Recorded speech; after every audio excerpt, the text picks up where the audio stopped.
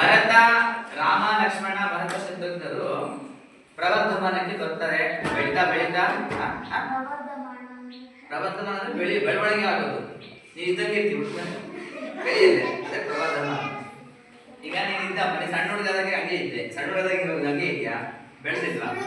ಇನ್ನೊಂದು 10 ವರ್ಷಕ್ಕೆ ಇನ್ನಷ್ಟು ಆಗ್ತಾನೆ, ನನ್ನೇ ಮೀರಿಸ್ತಾನೆ ಅಲ್ವಾ? ಹಂಗೆ ಪ್ರವರ್ಧಮಾನ ಅಂತಂದ್ರೆ ಬೆಳವಣಿಗೆ ಆಗೋದು, ಪ್ರಗತಿ ಆಗೋದು. ನೋಡಿ ಕೇಳಿ ನಿಮಿಷ, ಅವರು ಈಗ ಯಾರ್ಯಾರು ನೀವೆಲ್ಲರೂ ಟೀಚರ್ಸ್, ನೀವು ಗುರುಗಳ ಹತ್ರ ಅಂದ್ರೆ ಈಗಿನ ಕಾಲದಲ್ಲಿ ಗುರುಕುಲ ಪದ್ಧತಿ ಇರುತ್ತೆ. ಏನ ಇರುತ್ತೆ? ಗುರುಕುಲ ಪದ್ಧತಿ. ಈಗೆಲ್ಲ ನೀವು ಕ್ಲಾಸ್ಗಳಿಗೆ ನಿಮ್ಗೆಲ್ಲ 23 ಜನ ಟೀಚರ್ಸ್ ಅಲ್ವಾ? ಇಲ್ಲಿವರೆಗೂ 1ನೇ ಕ್ಲಾಸಿಂದ 10th PUC ಡಿಗ್ರಿ. ಆದ್ರೆ ಆಚಾರ್ಯ ವಶಿಷ್ಠರ ಬಳಿ ಇವರು ಸಕಲ ವಿದ್ಯೆಗಳನ್ನ, ಧನುರ್ವಿದ್ಯೆಯನ್ನ, ಸಕಲ ಶಾಸ್ತ್ರಗಳನ್ನ ಮತ್ತು ಧನುರ್ವಿದ್ಯೆಯನ್ನ ಕಲಿತಾರೆ. ಯಾರ ಬಳಿ?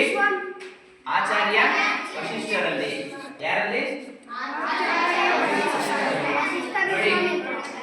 ನೋಡಿ ಅವರು ಈಗ ಕೇಳಿ ಹುಟ್ಟಿದ ಮೇಲೆ ಅವರು ಬೆಳವಣಿಗೆ ಆಗ್ತಾ ಇದ್ದಾರೆ. ಅವರಿಗೆ ಎಜುಕೇಶನ್ ಆಗಿ ಕೇಳಿಸ್ಕೊಳ್ಳಿ, ದಯವಿಟ್ಟು ಕೇಳಿಸ್ಕೊಳ್ಳಿ.